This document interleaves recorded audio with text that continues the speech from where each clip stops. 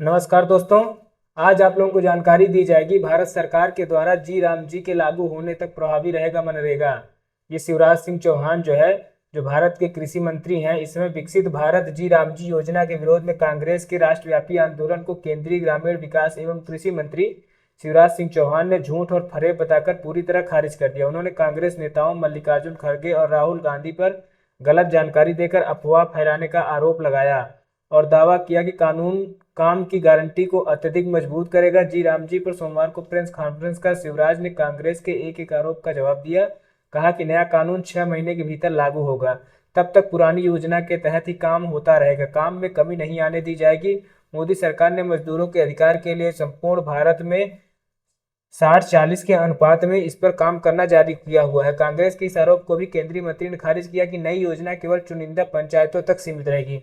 कहा कि जी राम जी देश की हर पंचायत में एक साथ लागू होगी और कोई भी पंचायत जो है इसके बाहर नहीं रहेगा। योजना के तहत काम ऊपर से थोपे नहीं जाएंगे, बल्कि ग्राम सभा और ग्राम पंचायत द्वारा तय किए गए हैं। विकसित ग्राम पंचायत योजना के माध्यम से जरूरतों के अनुसार कामों का चयन होगा और कम से कम 50% कार्य पंचायतों के जरिए ही कराए जाएंगे। ये जो है 50% जो कार्य होगा वो पंचायत के जरिए ही कराए जाएंगे। ठेकेदारों के माध्यम से शिवराज ने स्पष्ट किया कि जी राम जी को लेकर कांग्रेस द्वारा दिए गए आरोप को खारिज किया है। शिवराज ने स्पष्ट किया है कि जी राम जी को लेकर कांग्रेस द्वारा फैलाया जा रहा भ्रम पूरी तरह निराधार है। यह गांधी जी का सत्य नहीं है। कांग्रेस प्रचार कर रही है कि नई योजना से काम का अधिकार छीना जा रहा है, जबकि सच्चाई इसके उलट है। नए कानून के तहत मजदूरों को वर्ष में 25 दिन अधिक काम और बेरोजगारी भत्ते की गारंटी। यदि किसी को काम मांगने के बाद नियत समय में काम नहीं मिल पाता तो उसे 15 दिनों के भीतर बेरोजगारी भत्ता मिलेगा। आगामी बजट में जी राम जी के लिए कुल 1,51,282 करोड़ रुपए का प्रावधान है। 1,51,282 करोड़ का प्रावधान है। यही क्वेश्चन आ सकता है कि 1,51,282 करोड़ जो है जी राम जी योजना में लागू किया गया, जिसमें केंद्र सरकार का हिस्सा 95,000 करोड़ रुपए से अधिक का होगा। 95,000 करोड़ से अधिक का हिस्सा होगा।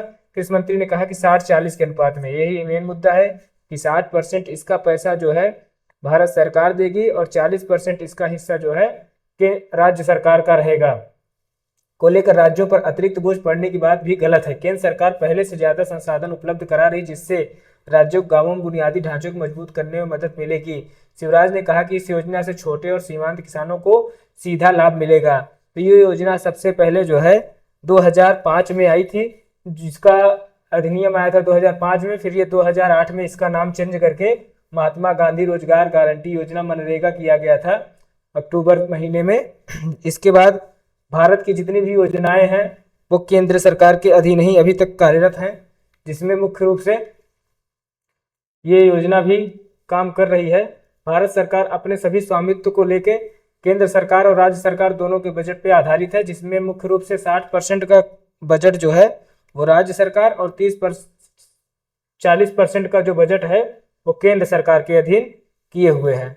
इसमें मुख्य आधार भारत सरकार के तहत केंद्रीय मनरेगा योजना, जिसमें ये आप देख सकते हैं सामने, इसमें काम चल रहा है। पहले ये काम शुरुआती दिनों में इसका काम 100 दिनों की गारंटी की योजना थी, जो अब बढ़ा के 125 दिनों की गारंटी की योजना कर दी गई है। और इसमें नया सर्कल ये जोड़ा गया है कि इसमें 15 दिन के भीतर जो है, अगर आपको काम उपलब्ध नहीं कराया गया बाढ़ राहत या सूखा राहत के द्वारा कोई आपदा के कारण, तो आपको 15 दिन के भीतर बेरोजगारी भत्ता उपलब्ध समय से करा दिया जाएगा। 25 government scheme that are transforming the lives of rural India.